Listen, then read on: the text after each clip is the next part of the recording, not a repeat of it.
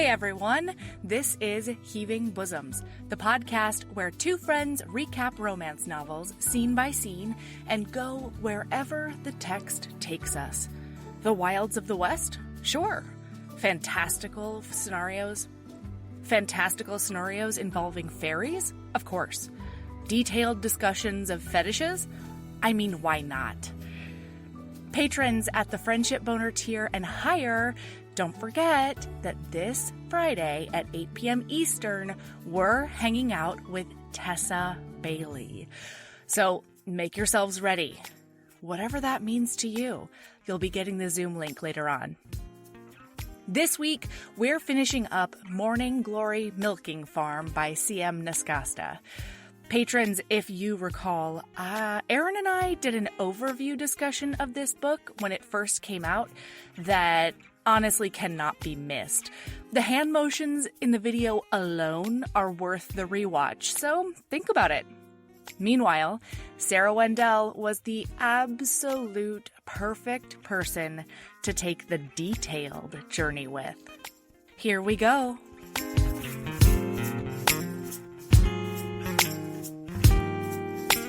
Okay, so now she goes to the coffee shop and it is full of non-humans. Yes. It is clearly a business that caters to non-humans. Mm-hmm. This is also one of my very favorite scenes where she starts to make friends. Yes. Because she's in line to get coffee and she's thinking about where she is and like, I should call my mom, but I'm getting paid and I like my coworkers. Yeah. And she can like spin to her mom, I'm making good money. I'm not going to go out to, the Tinsley's son again. No, thank you. Right. And she's becoming financially solvent, which is just like such a fucking high. Oh my God. So she goes to the Black Sheep Beanery. Tons of different creatures and beings are in the coffee shop with her.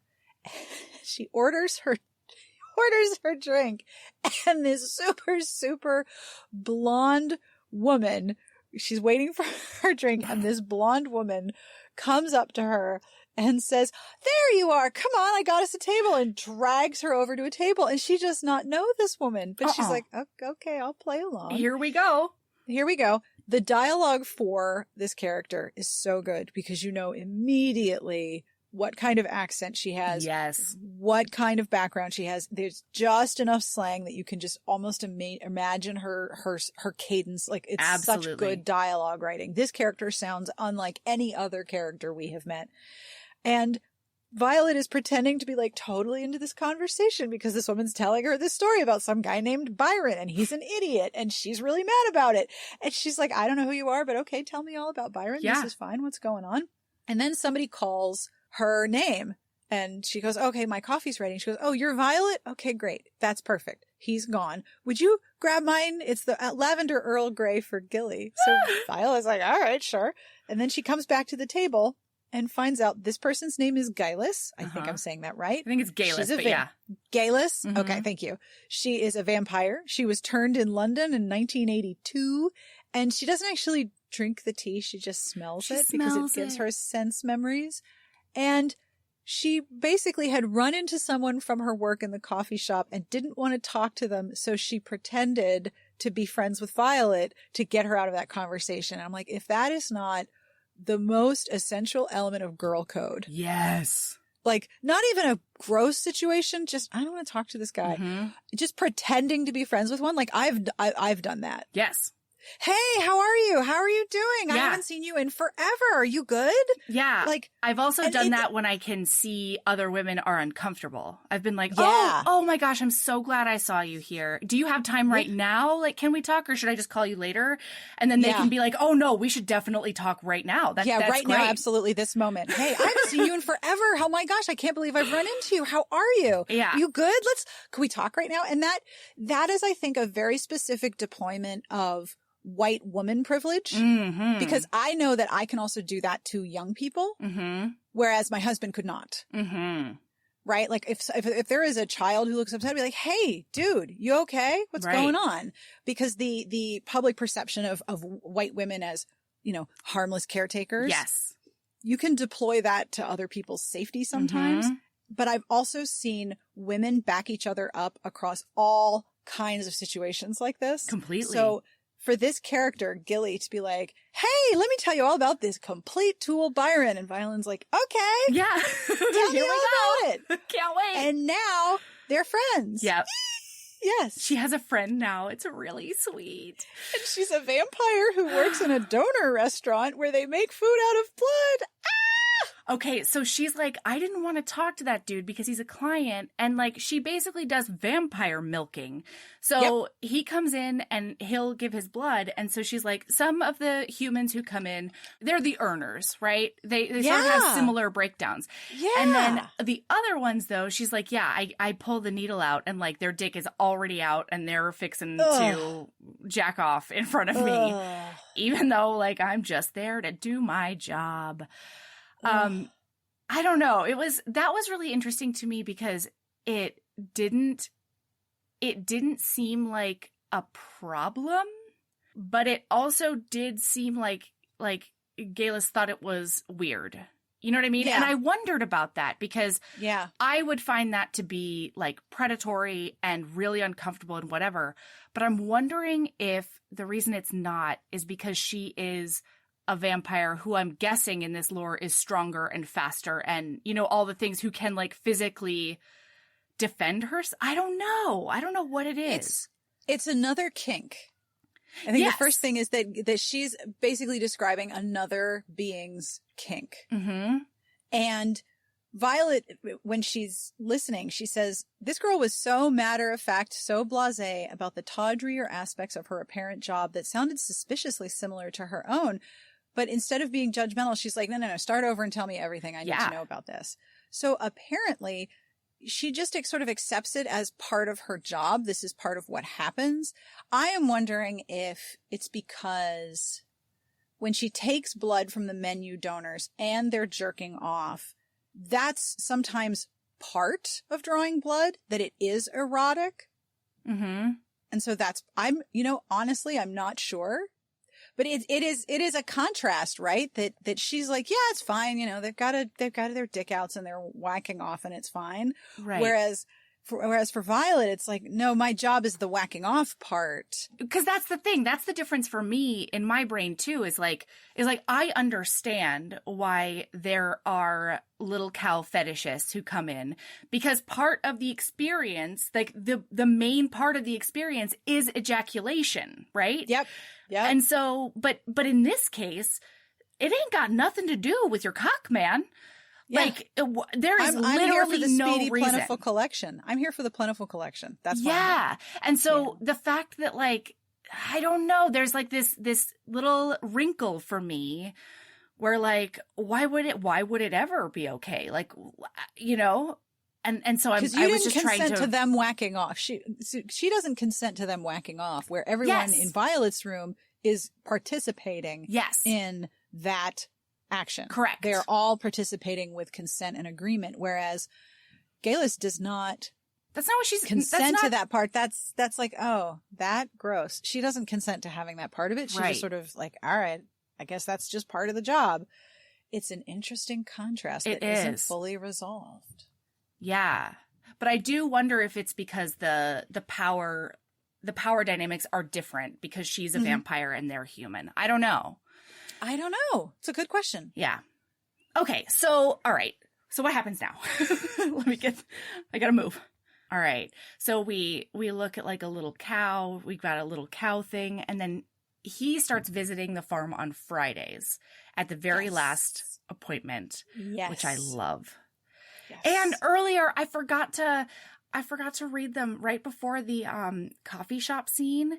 There was this moment where she was like, I don't know why I'm feeling like melancholy. There was no reason to mope, no reason she could think of other than, and once the thought occurred to Violet, she knew it was true, a fact that boded poorly for her future. It would be a whole week before she saw him again. She's got a big crush. She's got it bad. Very big crush. Oh my God. And later on, when her millennial skills come into play for her crush activities and research, I was like, oh, you are so human. It's so cute. Yeah. So what is really interesting to her is that he always requests her, but there's also like zero information in his chart. A lot of times there will be like... It's not even his name. Just like initials and a number, and that's it. But a lot of times there will be technician notes like, likes a firm grip, or like, go counterclockwise, or whatever. Mm-hmm. And there's nothing in that for him. Nope. But she just knew, you know? She just knew.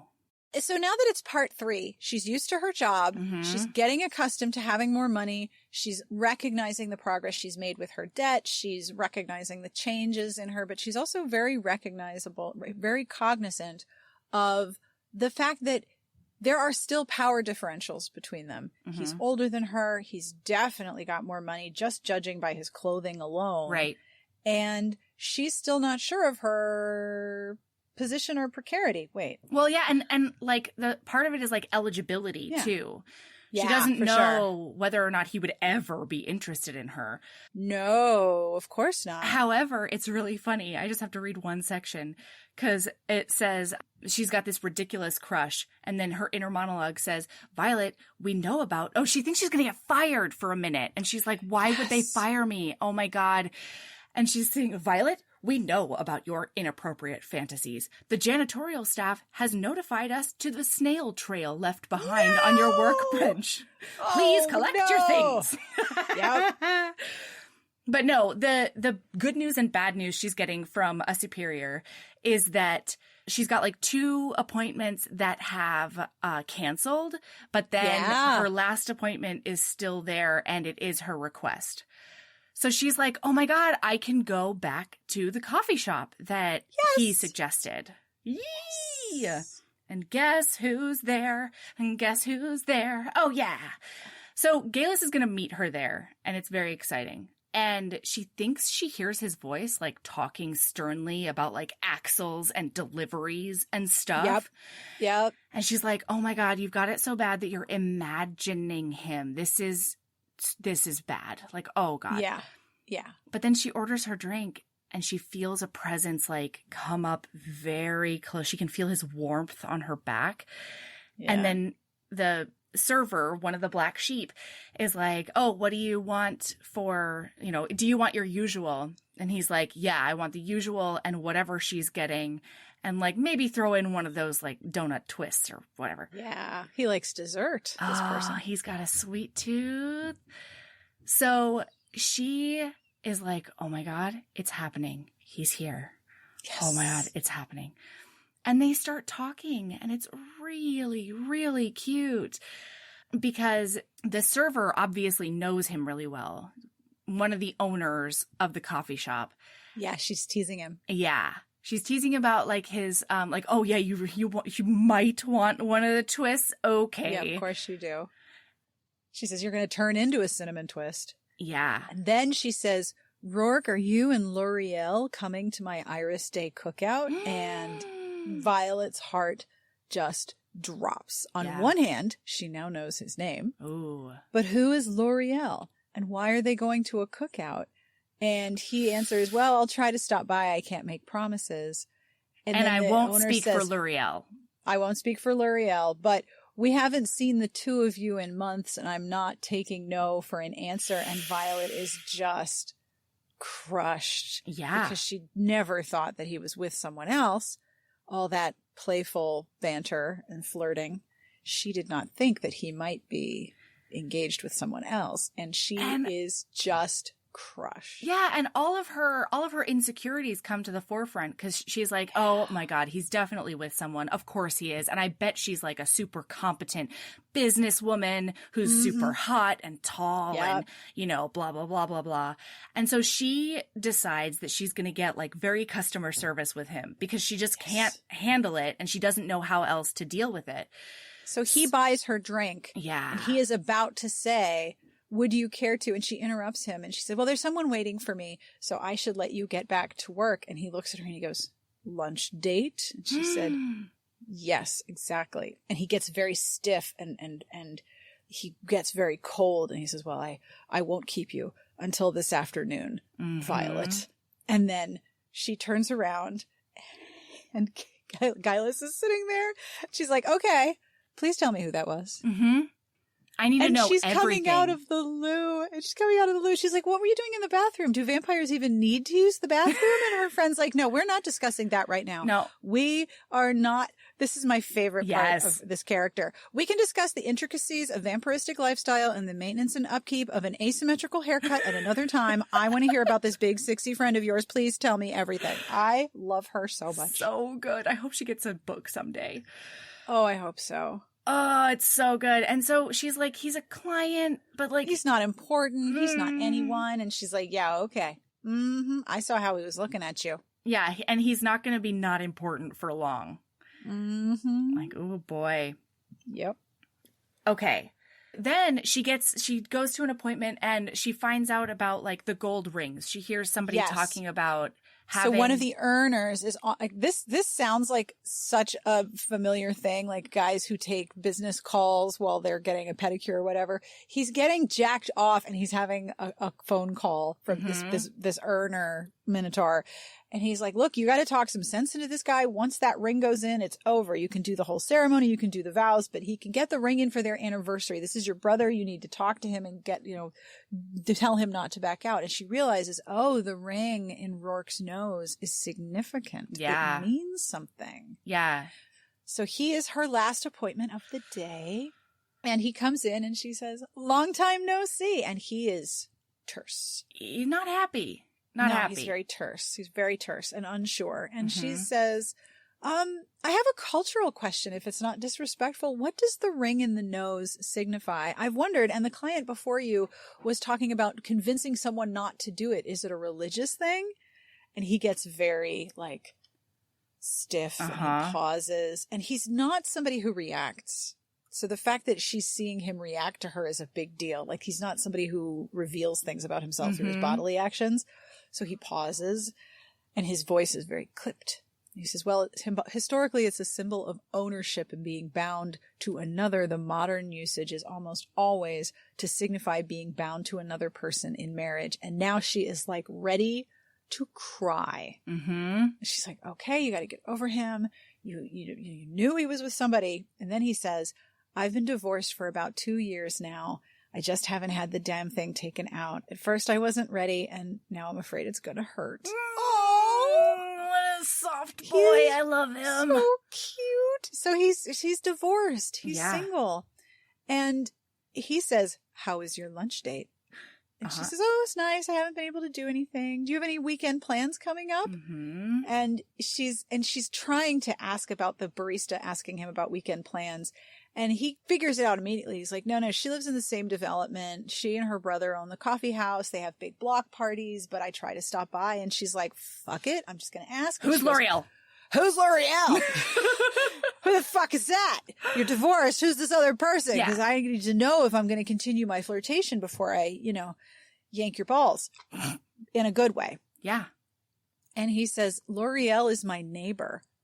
He's not a wife or a girlfriend. It's his fucking neighbor. She's an elf with a huge orc boyfriend. And they used to go to all the parties together because they were single, but she's not single anymore. And then she realizes, oh, fuck. He was going to ask you to have coffee with him. You could have made out. You could have climbed him like a tree. I love her. But no. In the meantime, based on the information that she has about him in his file, she has figured out that he is a Capricorn and she is a Taurus. And she's done a deep dive into their astrological compatibility. And she's identifying all the Capricorn elements that fit this guy. And she decides to come clean. She's like, I was meeting a friend for coffee. That was my lunch date. We've been friends since last month. And he goes, that's who you were meeting? And she's like, yeah, I was meeting my friend who works at La Vie Rouge. And he said, oh, she's a vampire. And he said, yeah, that's who I was meeting today. And he goes, huh. Yeah. Do vampires even drink coffee? It's so cute. It's so cute. So they both, I love this as a technique. Yeah. They have a misunderstanding. They clear it up in the next chapter, and it only creates more tension between them as opposed to, oh, well, he's single. Let's go get busy. There's still all the other stuff, but now she knows more about him. Yes, absolutely. Oh my gosh. And they've sort of both confirmed with the other one that the other is interested. And single. And single. Available. Right. Yes. Yeah. Well, and one of the things that I loved about, I know this is what you were talking about with like millennial human people, is like the astrological chart thing. But one of her things is like, yeah, he's a Capricorn. So like it said, like, make him a little jealous, but like do not leave him there for a long time. you know? Make him feel valued and appreciated, and he'll make you feel the center of his world. And so she's thinking about everything that she knows about his astrological sign, because she doesn't know that much about him. But of course, with all of this online research about his birth date, she has constructed this whole concept of him because she doesn't have any other information, and she's using it to make him feel like, you know, appreciated and valued while she's yanking the ejaculate out of his schlong. You got to do it, you know? As you do. Yeah, multitasking. Okay, so one of the things that happens is she's like, oh yeah, I'm pretty interested in like going to this vampire restaurant because they have things for non-blood drinkers. So by the end of the appointment, he's saying to himself, so the ring out and a vampire restaurant. We'll have to see what we can do about that. Yep, he's been listening. Yes. Oh, it's so good. So now it's time for part 4. There are 5 parts. So it's very nicely divided into a 5-act structure. Even though there's not a lot of angst and tension, there are still issues that need to be resolved. So well, and they're very thematic. Each one has a distinct theme. Yes, you're so right about that. Absolutely. So she's milking another good little cow, and she's like, you're the best breeding bull in the stable. Wow. I'm going to milk you dry. She's sort of participating in his fetish to get a speedy and plentiful collection, because that is the job. And she was thinking about this conversation she had with Gaius about fetish and humans and kink. And that basically when humans start having sex with other beings, they don't go back to other humans because they can't. For example, the Naga have 2 cocks, and once he slips them both in, there's no human with one boring little cock that'll ever be good enough. That's so, right. you know, if you've been DP'd by a sexy snake man whose name you can't even say, well, then you move to a place like this and it's all very clean and respectable, and no one ever lets on how horny they are to try something new, and it's only ever women. So human women are into it because the dicking is good. Yeah. And Violet's like, wait, are you saying that every human in town is only here because they want to be dicked down by other species? And Gaius is like, well, I'm just saying. Yeah. I'm not saying that. I'm not saying that. Besides, has that big bull of yours rutted you yet? And she's like, and they're in a coffee shop completely scandalizing all of the other customers with this conversation, which I've been there. Yes. Oh, hey, HBs. I don't know if you've heard, but we have a Patreon. For as little as $5 a month, you get over 150 bonus episodes, most of which include Erin, videos of regular episodes, author hangouts, and so much more. Do you want to hear Erin and I recap every single episode of Crash Landing on You? What about a little film called Psycho Stripper? Do you want more recaps of ridiculous Thanksgiving and other holiday books and movies? And how do you feel about Naima Simone and I recapping amazing reality TV? All of that and more is on the Patreon. There's so much content at your fingertips as soon as you sign up. Seriously, hours and hours. Anyway, it's patreon.com/Heaving Bosoms Podcast if you want to check it out. And of course, that link is in the show notes. Keep being a badass.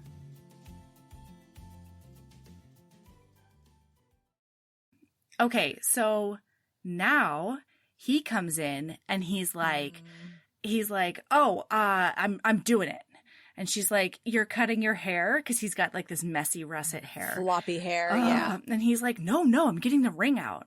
And she's like, whoa, that's a big And step. Violet now has to teach another employee. Oh, yeah! Stiff grip Sally! And she's not good at her job. She's not into it. She didn't watch the training video. She's like, whatever, just beat him off. It's and fine. she doesn't give a shit. And so when Violet's trying to good at it. give her constructive criticism. She's like, I mean, like, what the doesn't even matter as long as they come.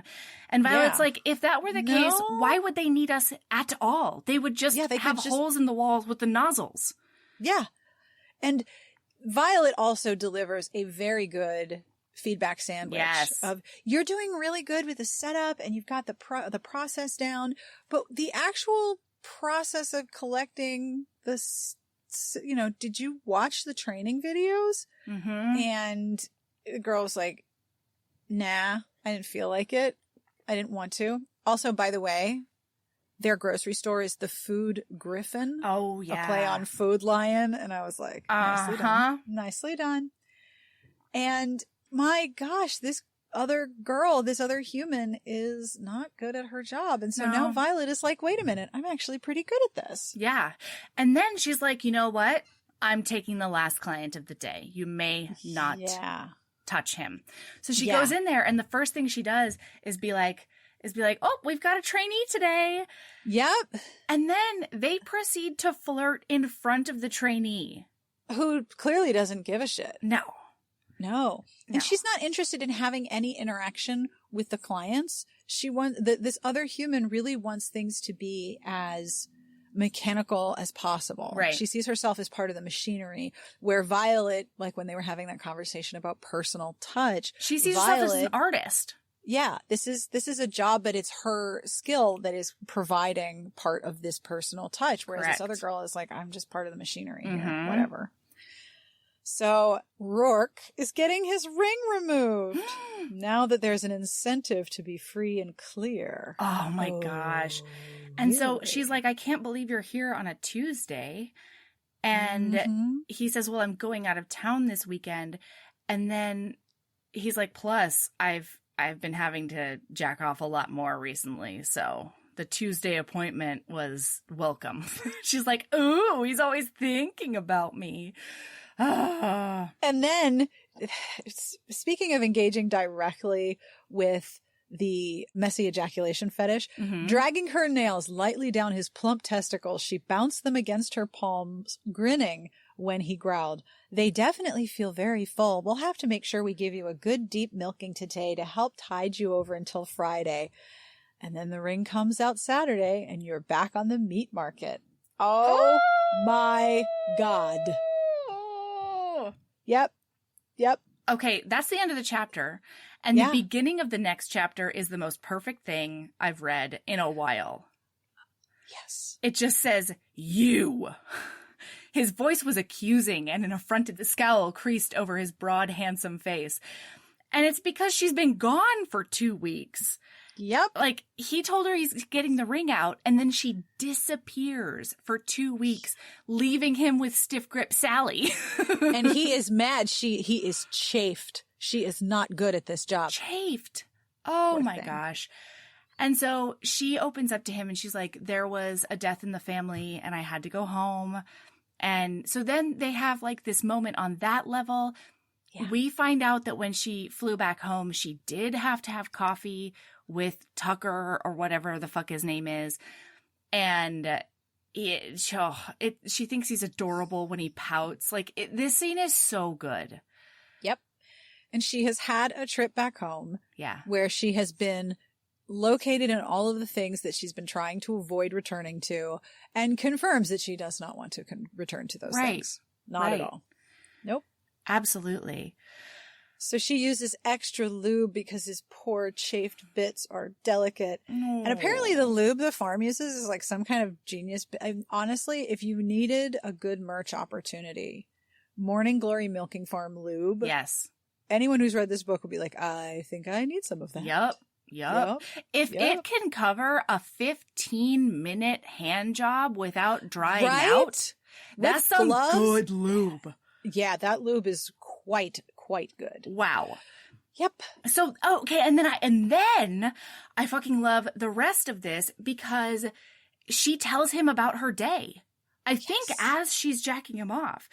Yeah. I had a first-time client. He lost his erection twice. He finished with no warning. Half of what he was supposed to be paid for wound up in the laundry cart because it got all over my scrubs. He had no clue. I had to show him how to do everything. And he's like, oh, well, I got stuck with stiff grip Sally for 2 weeks, and I thought she circumcised me at one point. It's so She's good. like, all right, let's get started. Yeah. And so she says, tell me if this is too much pressure. So then he says, you're perfect. And it's so sweet.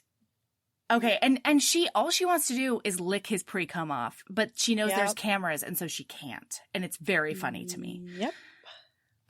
Okay. And then this is where he says, do you want to have coffee with me and like talk to me more about your aunt?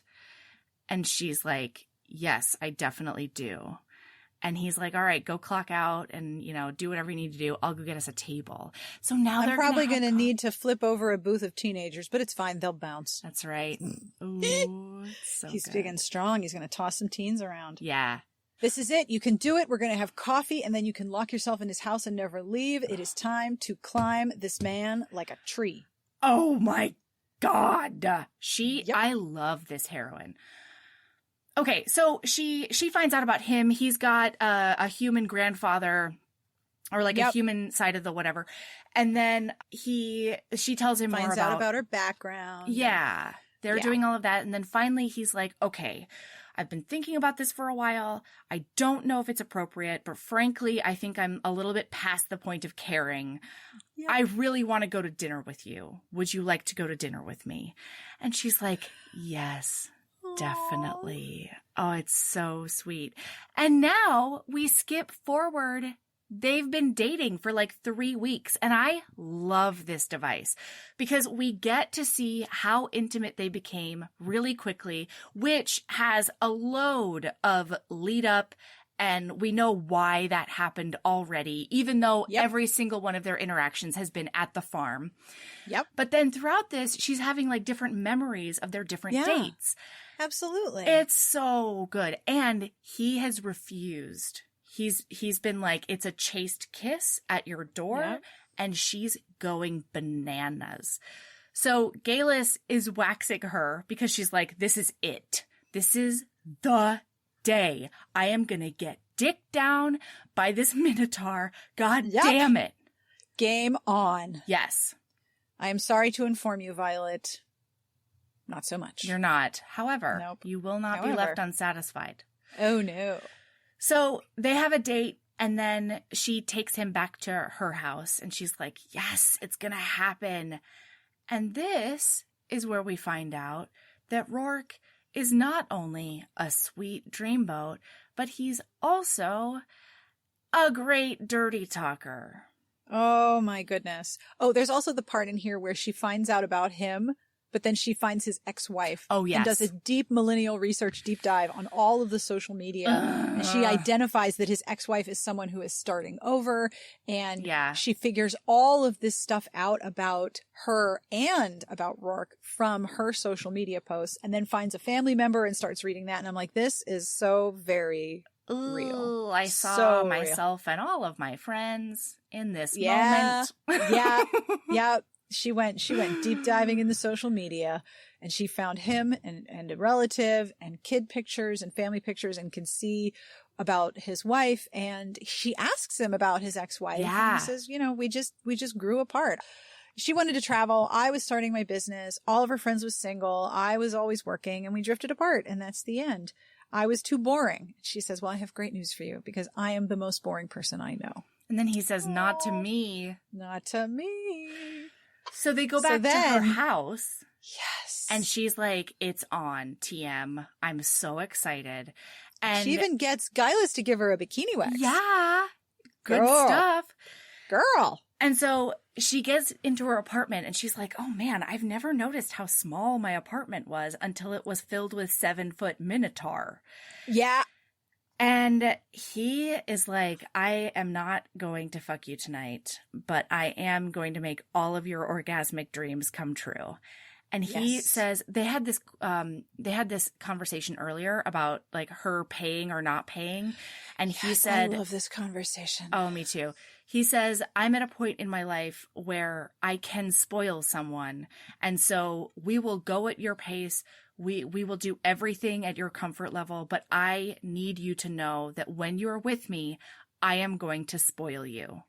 He says it's dinner, not a down payment on your time. He has no Yes. expectations for all of the things that he is buying, their meals, their trips, all of the stuff they're doing together. He's paying for it and he won't let her pay. But it's because he wants to spoil her and he's in a position to do so. He doesn't see it as an obligation on her part. Oh. What a dreamboat. Seriously. So Big when they're dick at her dreamboat. house, he's like, I told you I would spoil you. Did you Yeah. think that didn't mean I would spoil that pussy? And all of a she's like, sudden it's like, whoa, dirty talk. High alert. Okay, here we are. It's happening. Like that, I was that Michael Scott gif at this point. Ooh. And he says, I'm going to take care of this pretty little pussy anytime you ask, I think. Oh my God. Mm-hmm. Like it's And she's like, much. okay, sure thing. Yeah. Ooh. Oh my God. It says, anytime she wants to be licked, I'll be here to lick it and make you come. Eating this pussy is going to be my new favorite meal. Anytime she wants to be stuffed with my fat bullcock, I'll be here to fuck you so good you won't be able to remember your own name. I'm going to spoil you rotten, Violet. I'm going to spoil this cunt every way I can. All you need to do is tell me what you need. Rourke. Rourke. Sir. Yeah. So my he dude. goes down on her like a champion. Yep. And one of the reasons is because he's like, I can barely like turn around in here. And also my hooves will like really We're gonna fuck up your scratch your sheets. floor. Yeah, we gotta go. Yeah. We gotta go somewhere else for the actual dicking down part, but I am not leaving you unsatisfied. Oh my God. He started calling her sweetheart now. Yep. It's so good. And she notices when they're together in Bridgeton, people stare at them. But when they're together in Cambric Creek, nobody stares or blinks an eye. Yeah. And she notices that the difference in how they're perceived. Mm-hmm. But she also is like, we need to address some of this sexual tension, please. And then he says, I'm not going to do anything that might hurt you, and you're not ready to take my cock. You need to be prepped. And I can barely turn around in here. My hooves are going to tear up your sheets. Yeah. Like, okay. He's like, you're going to pack a bag and you're coming home with me this weekend. Oh. She's like, okay. And then he gets her off so very thoroughly that she just barely remembers to keep breathing and passes out in the bed, and he leaves. Yeah, like he sort of Bless her like heart. kisses her on the forehead as she's like going, bye, like going to sleep. Is it? But one of the things, oh my God, I want you to come on my tongue, he ordered in his CEO voice. Oh my God. You're always going to come first, sweetheart. Always against my mouth. Understand? Yep. Oh my God, he's so Yep. bossy and I love it. Yep. Okay.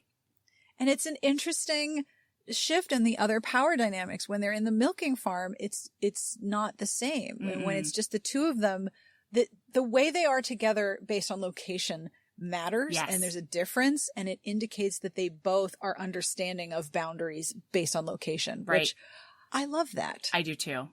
I I love really, that. really love that. It makes sure that and it makes sure that the lines aren't blurred.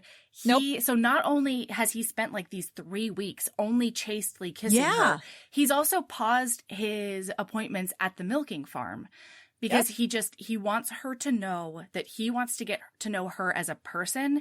He understands that there is this like high combustion sexual component between them, but he doesn't want that to be all there is. And I don't know, the way that he communicates that to her in just action is really compelling. Yep. And then she's got clients. This is where she has the client who says, yeah, my youngest is starting university. Yes.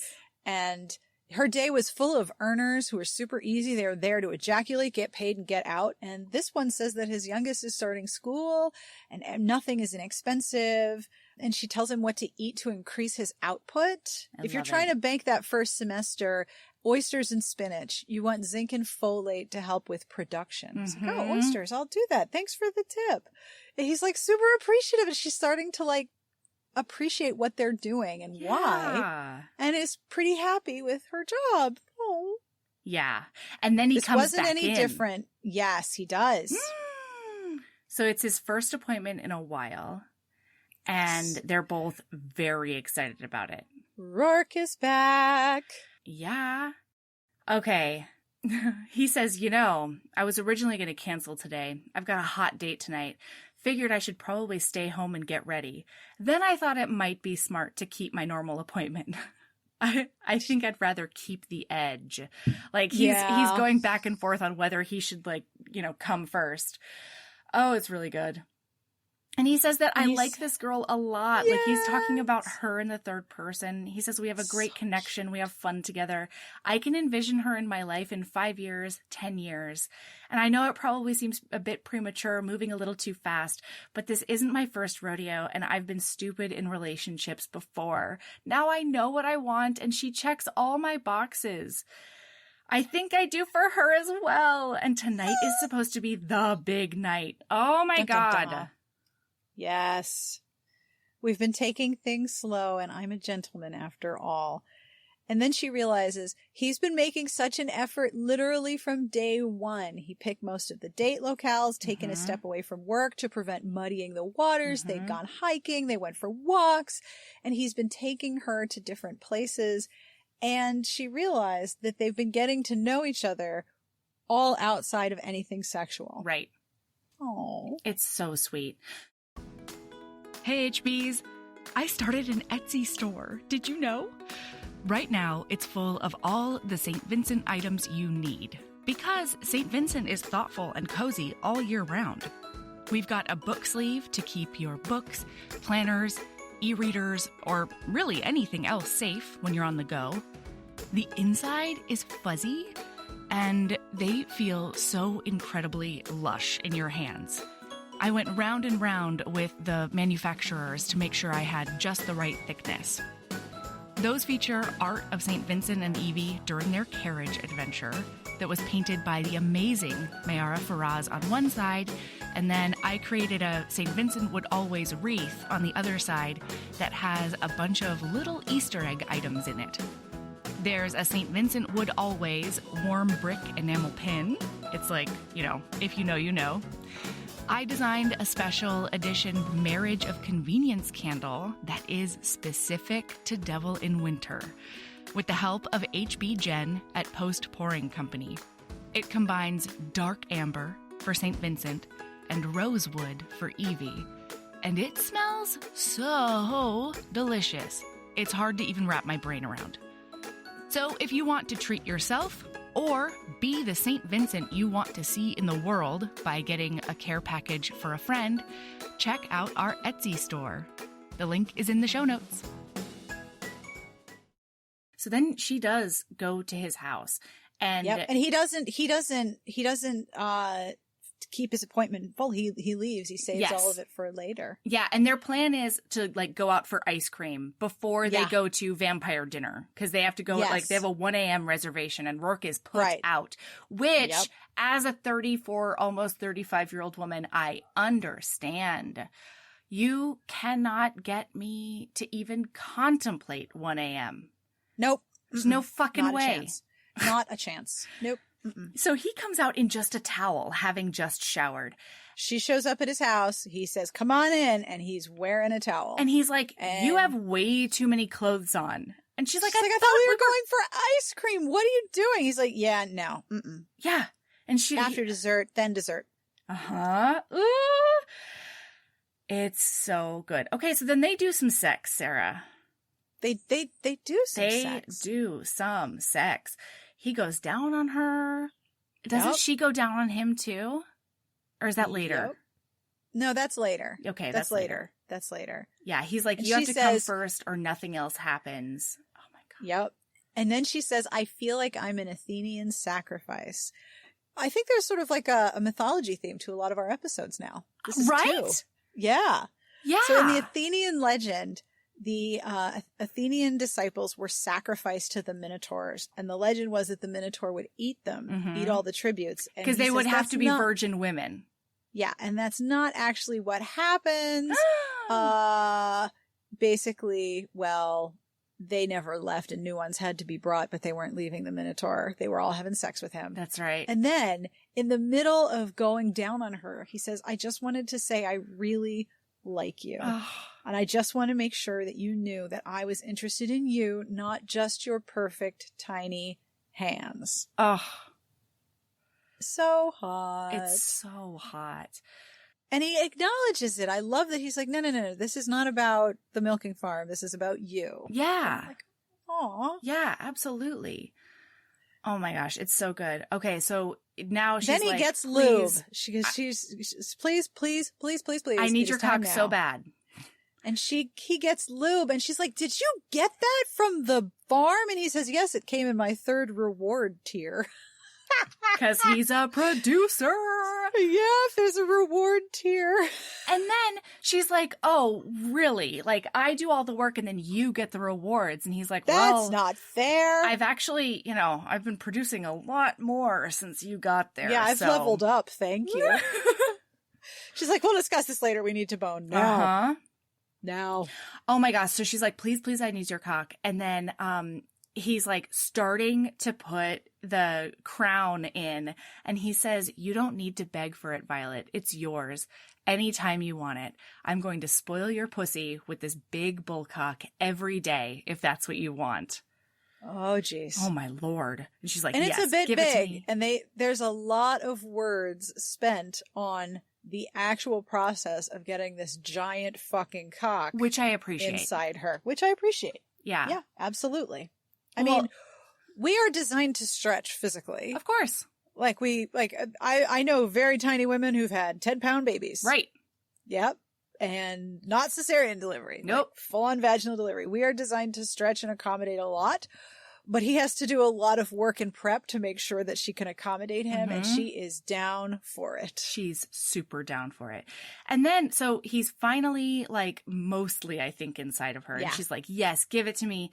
And, like, she's like, it's deeper than I've ever been fucked before. And then she just starts babbling. She's like, you've been so good, so sweet and bossy, and I love it. And you're such a gentleman, and I love your cock. And then he says, there's nothing gentlemanly about the way I'm going to fuck you, sweetheart. Yeah. Oh, Lord. Yep.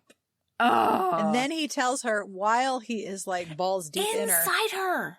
do you know what happened to the tributes in the labyrinth? They were given to the Minotaur to appease his lust. No human man could match, and they sent new tributes every year, but the old ones never left. They were addicted to the way they were filled. And Violet is like, okay. Yeah.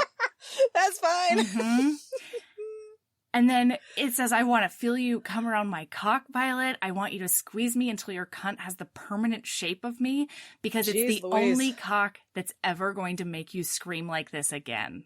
Yeah. Mm-hmm. Sir. Oh my gosh. Goodness. And then she's like, I can't wait to have this 24 ounces inside me / feeling it splashing everywhere. So like, come inside me, come inside me. Nothing had prepared her for being on the receiving end of 24 ounces of his hot milk. There was an obscene squelch. All of that is highlighted on my end too. Yep. It's so good. Yep. And then Okay. he says, fuck, this is a waterproof blanket, but I should have put down a few towels. Oh, God. He's like, are you okay? Did I hurt you? Please talk to me. Do I need to carry you to get ice cream? And she starts laughing. And she's like, oh my God. you really are such a gentleman. Oh. And now part 6 is HEA 3 months later, everyone. Yep. And even this, Sarah, I mean, I say even this, but like the HEA was also perfect. Like it threaded the needle so well for me. Mm-hmm. Because, like, she's spending most weekends at her house or whatever, but she's living in Bridgeton, and he's doing a bunch of networking for and with her to try to see if they can get her something within her field.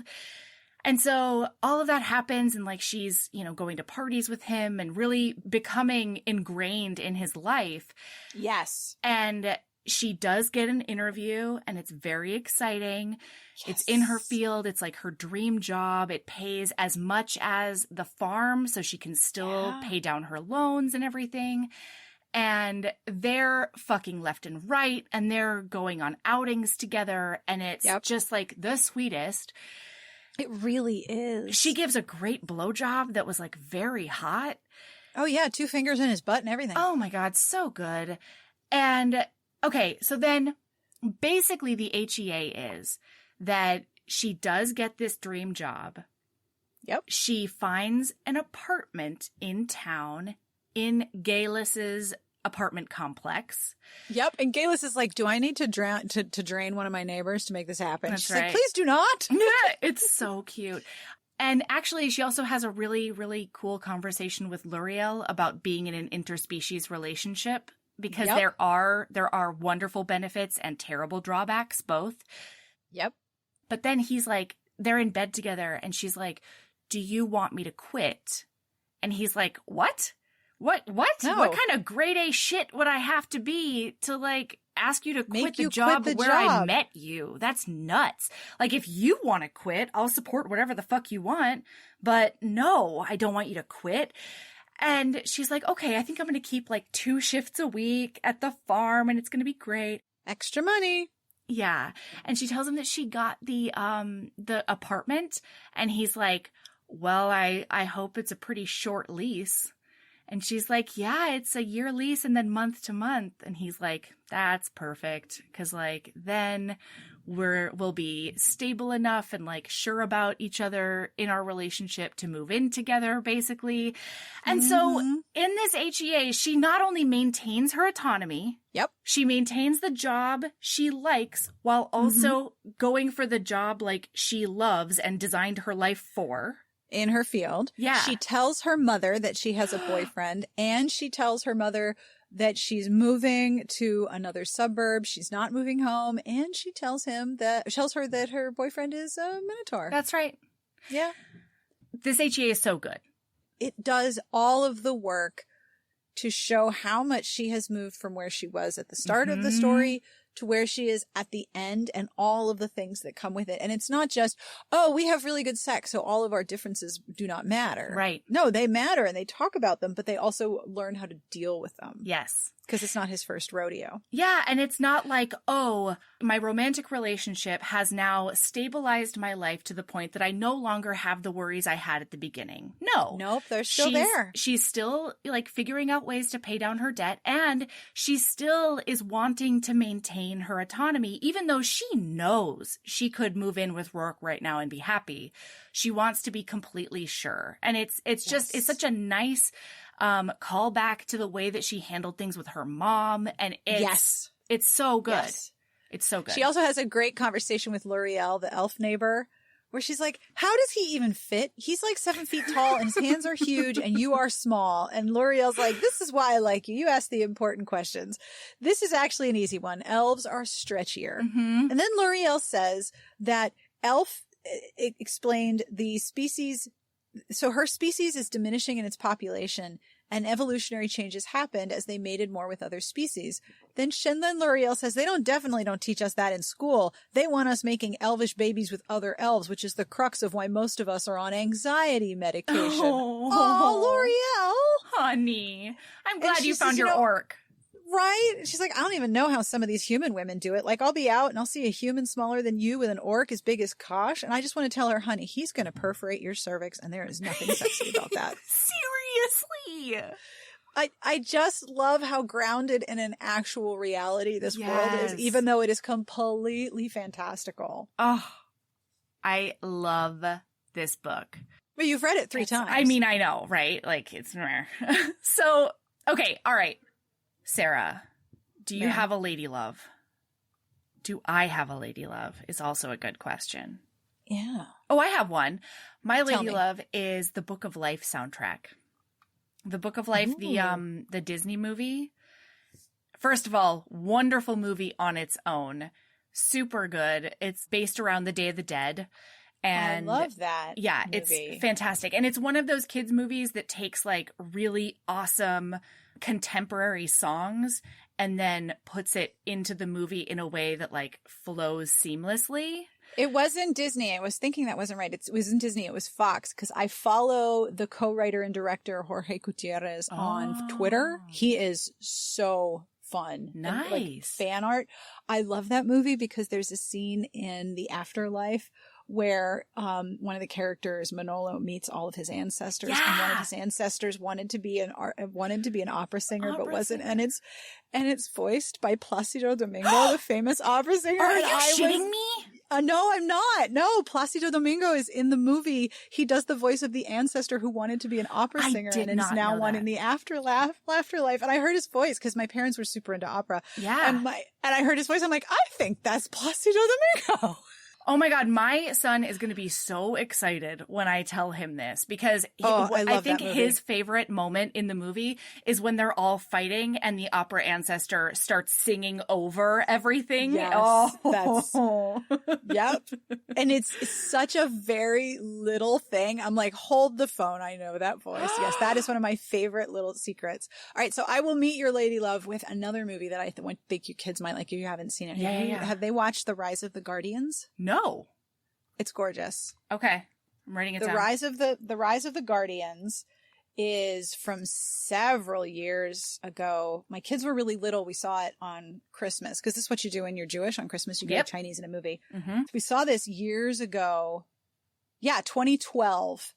You might have seen some stills from it. There's a Sandman. The Easter Bunny is voiced by Hugh Jackman. Oh. Jude Law, Isla Fisher, and Alec Baldwin and Chris Pine are the voice actors. Wow. And it's really, really beautiful and touching and gorgeous. And I love that movie. So you would probably really like it. That's exciting. Rise of the Guardians. All right. I'm putting it on the list. Right now, we're like mainlining Avatar: The Last Airbender. Oh, we've done that several times. They get 2 episodes a night. Like it's our family movie time. Yep. It's so fun. Are you in chapter 2 or chapter 3 now? We're in chapter 2. Ooh. Yeah. All right. So when you're done, I need to ask you about ships in Avatar. Ooh. Okay. Yeah. We need to talk about Avatar ships. Yes. I have several. Oh. Cannot wait. Thank you for having me. This is so much fun. And it was a real treat to read this book. Rourke is such a big Minotaur dreamboat. Isn't he though? Oh, such man. a big dreamboat. All right. And now we have to figure out whether or not we're going to stick with mythology for next time you're here. Right? I mean, maybe that's the theme. I don't know. Yeah. Sky's the limit, really. Sky's the limit. All right. Keep being a badass and love yourself as much as Violet loves her independence. Bye.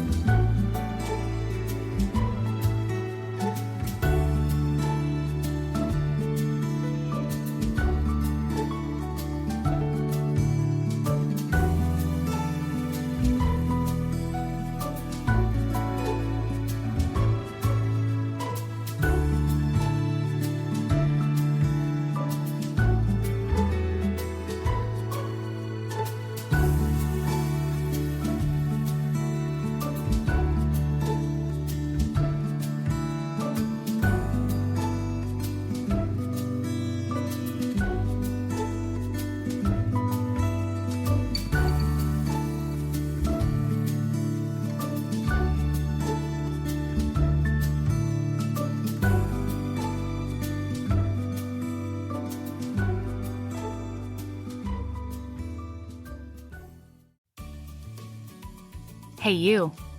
Yes, listener, you. Are you loving the show? If so, please leave a rating and review in your podcast app. The 90 seconds you take to say something nice not only helps new people find the show, but it makes me super smile over at HBHQ. Also, I've had a few people ask, and the answer is yes. We are still doing the 5-star bribe. If you leave us a review with 5 stars, then we'll do whatever book you want. We're real deep into the list, though, so it might be a while. Lilas! Okay, back to the show.